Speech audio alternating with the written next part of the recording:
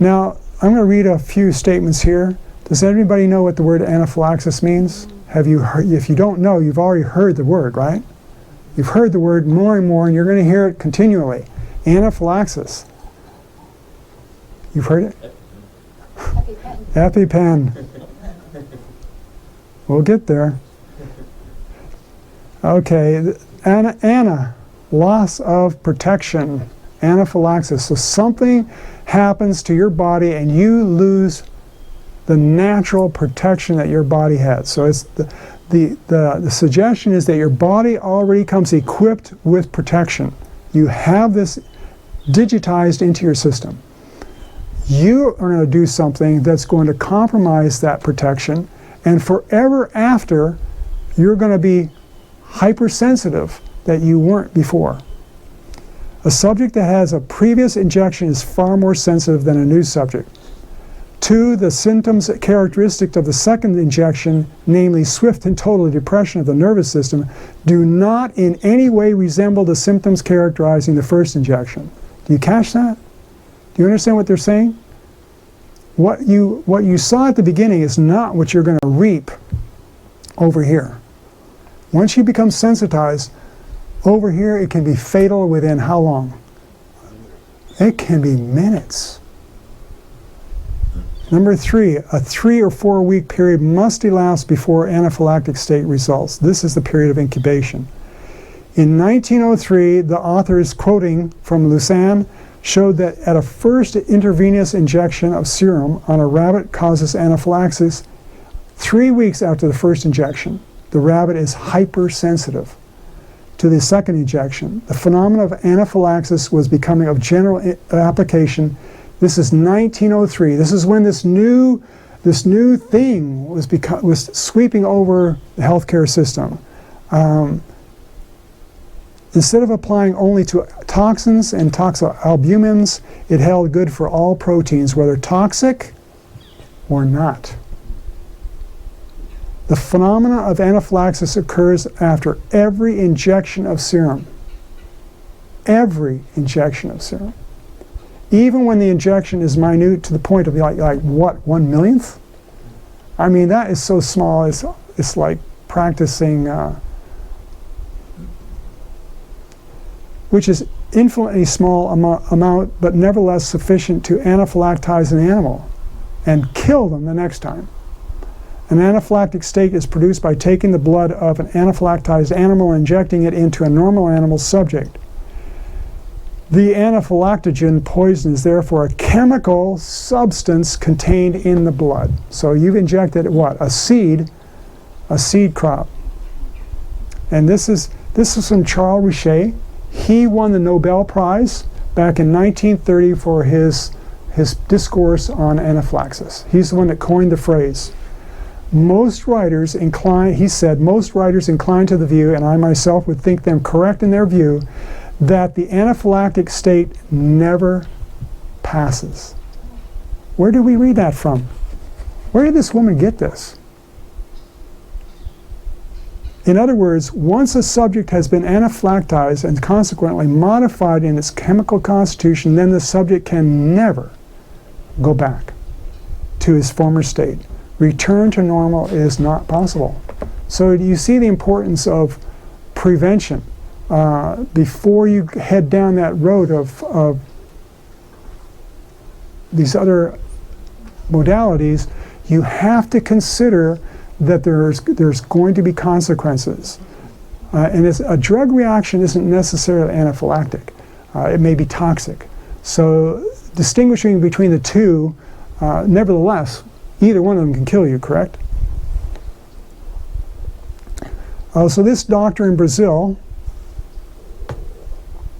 the next year, he became fascinated with this concept of prevention using an injection for anti-plague.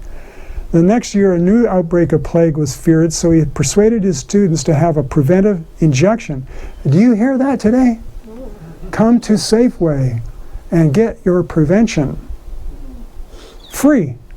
Nothing's free.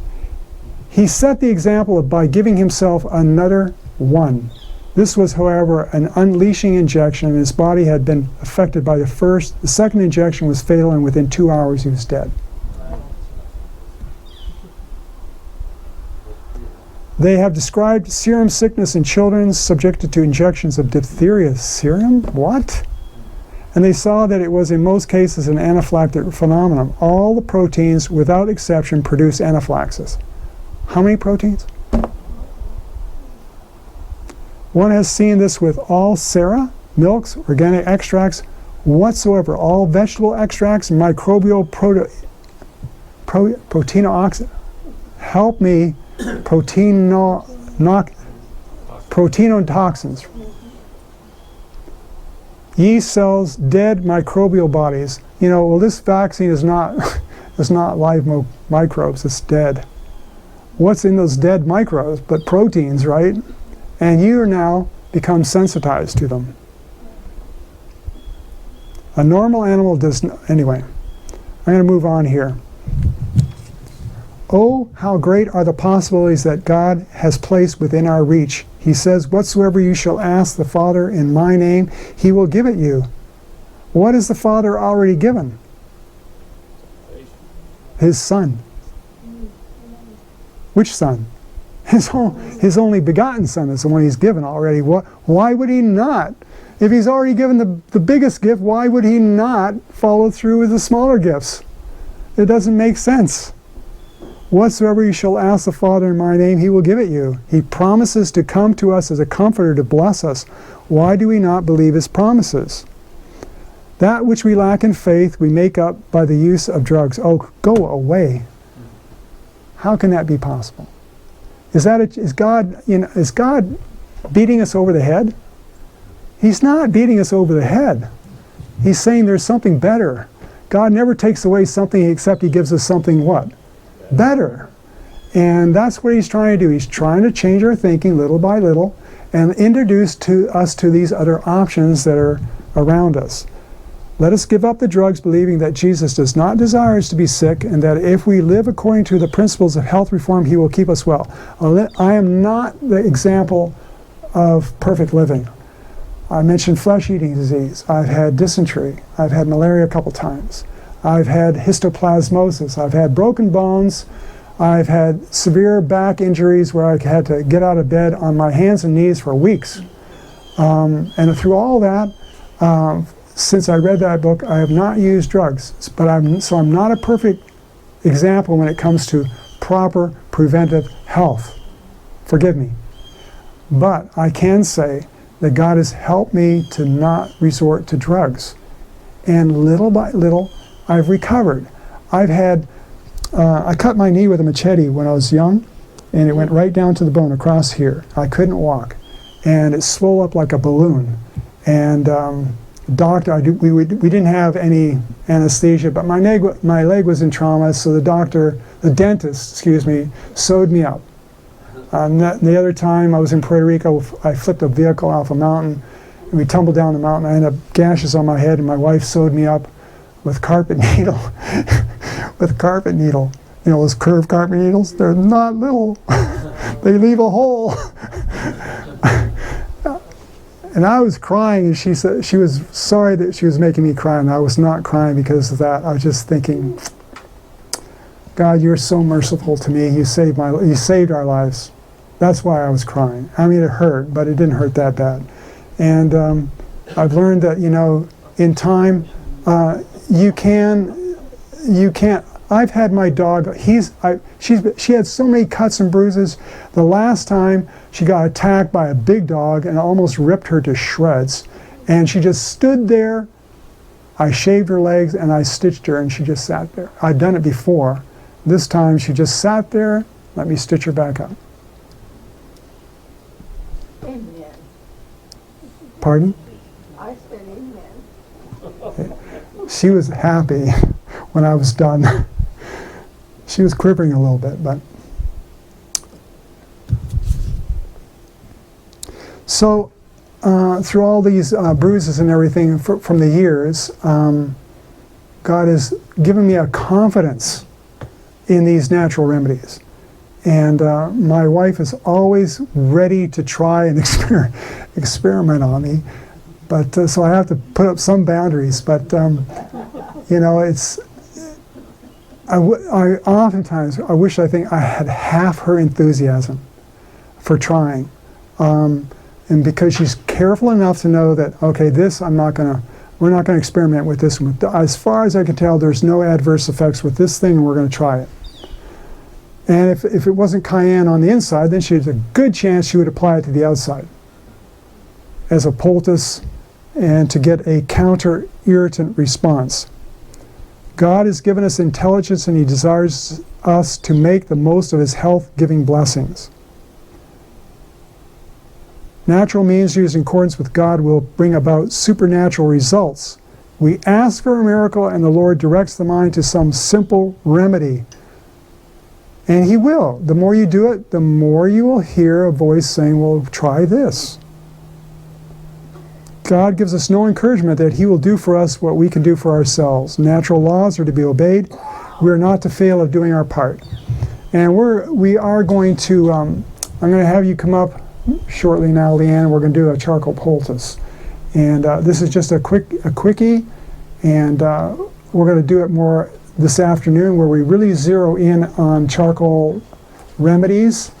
I first learned this from a doctor in Guatemala, and we'll talk more about that. But again, it's not something most people are going to think of right away. I'm going to use a charcoal poultice on this. What are you going to think about? Probably an antibiotic. You know, you're going to think that. But it depends. I don't know what your background is. So we're going to use charcoal. You turned on? You're on. I'm turning mine off. Yes? Okay. It's on. Okay. All right. So has anyone ever made a charcoal poultice here? Raise your hands. There's a few people. Okay. So he's been talking much about charcoal, and I want to ask, so before I make it, we'll see if there's anyone here that has a painful area, an open wound area, a bite, a scratch, something like that. Anyone here has something on an arm, a leg? You do? Okay, come on. On an arm or a leg? You want to come up? Back? You have a broken rib. Okay. It's gonna stay. Okay. I won't be able to apply that in, you need privacy for that one. Right. So, but we could still put one on you. We'll give her one to take. Yeah, we'll give you one to take today. But is there anyone that has like an area that doesn't need to be so private? Anything at all? That they've recently had anything? Some skin inflammation, bug bite, Yeah, anything? No one's been camping then recently. What do you got? Like tendons, swollen tendons. Swollen tendons? Yeah, come sure. on. Come on up. Come on up. So really any painful area, any open area, it'll be good for, we can try that out. So what you need is just a few ingredients. You need charcoal, activated charcoal, and flaxseed, meal, ground up flaxseed, and water. Yes? Can you just like do a fire and then take that charcoal? We're going to talk about that. Yeah. So he'll show you how you can make your own charcoal, but it isn't like the charcoal you buy from the store that you're grilling out with. That's not the right charcoal. Okay, yeah. There is people that have done that, and I think actually God did bless, but it was not the right type of charcoal. Right. So anyway, Mason, can you hold this down for me? Are you going to be able to be here this afternoon? I hope so, because we're going to go over your question and a whole bunch of other questions on charcoal. Here's a commercial product made by with charcoal as a pain patch. So there are lots of commercial products out there that people are not aware of, but they're out there. But we want to show you that you can make them yourself. Charcoal and pine needles, brush your teeth. There you go. Yes. Okay, hold it up to Mama's mouth. Okay. All right, so to mix this, it's going to be kind of a slower process, because charcoal, you'll see, it's going to be 2 tablespoons of flaxseed, and the same amount, the same ratio of flaxseed to charcoal, okay? So you're going to do 2 tablespoons of flaxseed and 2 tablespoons of charcoal, and a 1/4 cup of water. And you can see that this is, well, I don't know if you can see or not, but charcoal is very, very fine powder. And so it's like, who's made frosting with powdered sugar? It's that, but it's super black. So it's gonna make a huge mess if you're not very careful. Okay, Mason, I need you. You wanna mix it? Okay. So Mason's going to mix that up for us really slowly so it doesn't make a huge mess. And he's been to the clinics and has helped out with this too. So that's all you'll need. So mix that good. The flaxseed is going to help it to bind. So if it was just the charcoal and water, it's going to be super runny. And this is going to help it to kind of keep a good paste. It's kind of going to be like a mud pie or something, okay? And so then the only other things you need to make it into a poultice form is paper towel or cloth, whatever you have. You're going to use what you have because you never know where you are and what you have, but you make use of what is there. So Could you use like a cornstarch out of curiosity? you can Yes. use, yeah, so yeah, some people don't know flaxseed or have it, so any type of binder, like any type of flour, you could use oat flour, cornstarch, Yeah. psyllium husk, but that's even more rare than flaxseed probably. So yeah, you can use many different types of binders just to make it more paste-like. So then you have a paper towel. You'll just lay out flat a clean, dry paper towel. And how's that mixing up, Mace? Is it good? Is it getting thick? Let's see. Oh, okay, still proofing out. All right, so then, and then the other thing is I like this one, as then I usually don't have to use any other type of wrap, but I'll use press and seal as it's sticky on the back side. So you can put, you'll see how we put this on. What was your name, ma'am? We're gonna put this on Peggy's arm, so you'll get to see how we apply Morning. it. The other one that John put in this one. Did you hear from Carrie at all? Saran wrap. No, last night. Last And night, then and he'll use but they were something gonna come called- at 7. broke Yeah. They use it in the hospital, like So when I you get your haven't blood heard from drawn. him this morning And at it's all. called So Coban. hopefully You know he'll- how I'll it get a hold sticks of to you him, Holly. like that? Yeah, so you can use Probably James Coban and Amanda or I'll pick up tomorrow. that wrap or Okay. something like Okay. that I'll with bet this one. everybody. If I you might need see it how more many I can secure. fit in. If it was like a Well, I have hairy area or pictures, and so something, if he you'll isn't probably able wanna to use make it this today, we'll show one those pictures with, this wrap. afternoon. Okay. But this hopefully is he'll be probably not here. gonna All right, stick I'm gonna too try and well. reach out to him again while we're here. Yeah. See how long. They what time in the they afternoon. wanted Was to there a come question? yesterday. Eddie especially. So. Yeah. I appreciate it too. You had some Yes, accommodations charcoal is for a us, pain but we just reliever. didn't get done till Yes. late, and then I saw No. it was 2 hours away. I'm like, I'm gonna miss Yes, it. and now you know so the what road. it's doing is Yeah, it's removing I out loved any it. I came on the bike toxins, there. any impurities it. that is there in your body that is causing the inflammation, causing pain, causing bacteria, or it'll start drawing this out and relieving the suffering.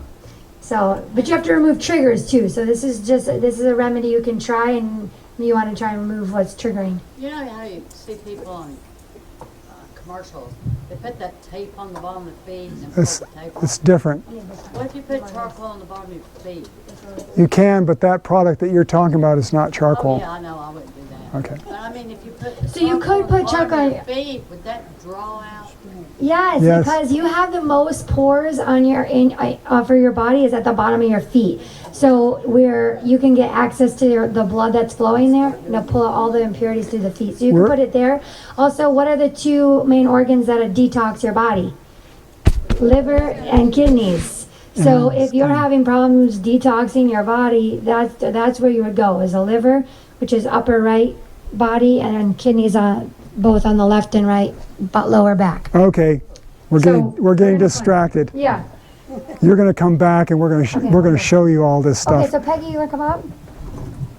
So all you do is you put this. Yes. Want me back there? No, come up front. Yay, Peggy. There we go.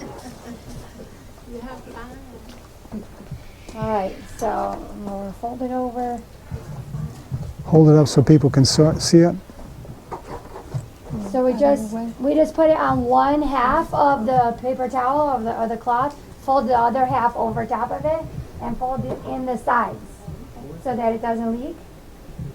And I made them with coffee filters. Yes, okay, yeah. that's a good idea. Did you hear that? Coffee filter.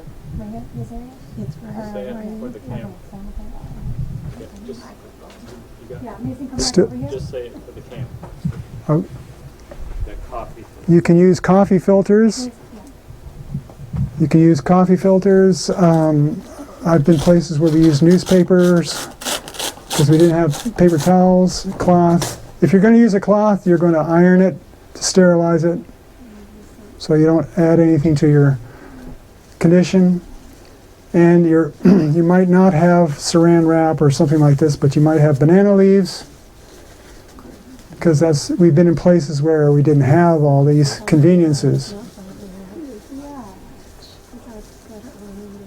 Okay, so and then Yeah. we'll pray for Peggy's arm, for her tendons to feel better, and that charcoal to be blessed by God. Now, if you didn't have that cling wrap, you could use what? This stuff here. Yes, or just, yeah. So like a plastic shopping bag, I prefer Yeah. Safeway over Walmart bags, but whatever you got. And then you just put on this wrap over the top of that and it'll hold it in place. I think they're familiar with it from blood draws, probably. How long do you leave it on? That was the question. How long? Say what? Till it's gone. 8 hours? 8 hours and then replace it? It can be 8 hours. It depends on what it is. Let's say you just had a rattlesnake bite. Well, you're going to be changing that out every half hour. Every half hour? Yeah. For the first 24 hours. But for some things like this, you could put it on in the evening when you go to bed, and you take it off in the morning when you get up, and don't try and recycle it. Get rid of it. It's been pulling toxins from the body. Okay. Okay, well, let's leave off that questions for now, and we'll continue on our trek.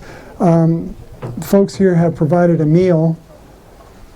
I'm not sure exactly how to do this, Dr. Joe. What's that? The meal time, there is a meal time. Yes, finish here, we go down. Whenever I'm not going to protract this too long. I got so much information. I always pray at the beginning, God, I've got way too much. I don't want to cause indigestion, but it's so exciting. The information is so good, it's so simple, it's so available, and it can be just the right one to motivate somebody to make a change. Here's an example. Talk about praying for the sick. A gospel worker, minister, a lot of people now want to be gospel medical missionaries. A gospel minister will be 200% as successful in his work if he understands how to treat disease. 200%. Boy, that's a leg up, isn't it? If you know how to use simple natural remedies, 200%. So this is one of our trips to Africa, Central Africa, and we were working in conjunction with a university, an Adventist university, and we were asked to participate in an evangelistic series. And in the afternoon on this, let me see, just trying to think. I think I was by myself on this trip, and we would conduct these kind of classes every afternoon. In the evening, they would have an evangelistic series for the people, introduce them to Jesus, the great physician. And so we purchased a tent, and it was supposed to house accommodate 100 people, but the people just kept coming. And you can see over here, there's a speaker. So if you didn't come to the meetings, you were able to hear it 1 kilometer away. That's very common there, is they stick up speakers so that you're going to hear it one way or the other. And the people just kept coming and coming and coming. And inside we were doing demonstrations and heating compresses and hot foot baths and aloe vera and moringa and charcoal as well. And this young mother, she'd come the day before. I saw her sitting in the crowd, and she had a very, very sick baby, very sick. I just went over and I touched the belly after the meeting, and that baby was on fire. On fire. And she just beside herself, what can I do for this poor thing? And charcoal was not what I thought of. I thought, I like charcoal, I'm an enthusiast obviously, but hydrotherapy is really for me the number one. And I described how to give the child a very hot, short bath to break that fever. You got to know what you're doing. and you got to have a bit of faith to do it, but it can break a fever. A very short hot bath will break a fever for a small child. So I described this to her, and she went home, and she didn't follow my instructions. And she came. We were outside the next day, and I was talking with all these people, and I could see this. This child had been on IV. What is it? What? Quinine. Quinine. That's pure poison. So that child had been on quinine, which is the typical remedy for malaria, and that's what it had. And the next morning, I was sitting outside the tent, and I saw her coming up, and she was carrying this baby, but the baby was not limp. The eyes were open, bright, just looking around. Came up, that baby had no fever, none. And what she did was she went home and she took a baby bottle, and she did not have our fancy American grade activated carbon charcoal. She went to the fire pit, got some charcoal, ground it up as fine as she could, ran it through a flour sifter, added some water, and put it in a jar, let it settle out. So it was just this microparticles of charcoal. She gave that to the baby. 12 hours, fever gone. Was she a believer? And she prayed. Here she is. I said, do we have any volunteers to come on up? And Mama was up there. I'm up there. I want to learn how to do this. And here's our young pastor interpreter, and he's like, this has got to be black magic, because who is going to put charcoal on somebody? And he's looking at everybody was spellbound. I mean, you can see the kids outside. There were just hundreds of them. Everybody wanted to see what was going on. And after the program, there was, I think 110 were baptized at that program, and there was hundreds more after on follow-up. And who's that? Who's that? Is that the same young mother? Huh. Muslim. Well, praise God. We can use these simple things to bring people to a knowledge of the true physician. And the true physician goes further than just the body, right? He goes to mind, changes our thinking, and then he also talks to us about eternity and spending time with him. So God said now these are the same men that he said, how much faith did they have at the beginning? No faith. They had why is it you have no faith? These men now are charged. They have a battery pack and they are fully charged. God has given them his gift, and he says, I want you to go down and do what you freely received. I want you to freely give. And that's what he's calling us to do. And those disciples, whereas they were impotent, and the Christian church really today is impotent. It's come to depend on chemistry rather than on the finger of God. And it's left with us to blaze a trail, and other people will follow, and we will have a reward here and now and in heaven. Here's those men, and they said, silver and gold have I none, but such as I have, give I you. In the name of Jesus Christ, get up and walk. You just stood up and walked. Now, I don't know what God has in mind for you, but I know he's going to give you new legs. I know that. And he says you're going to mount up with wings as eagles. When was the last time you went flying? Can you imagine that? Forget the legs. Let's go flying today. Amen. Oh, happy day. Oh, happy day that will be. It ain't that far away, folks. So we need to trust the Lord. If we can't use these legs, then let's use these legs, right? Let's keep it active. Feed it.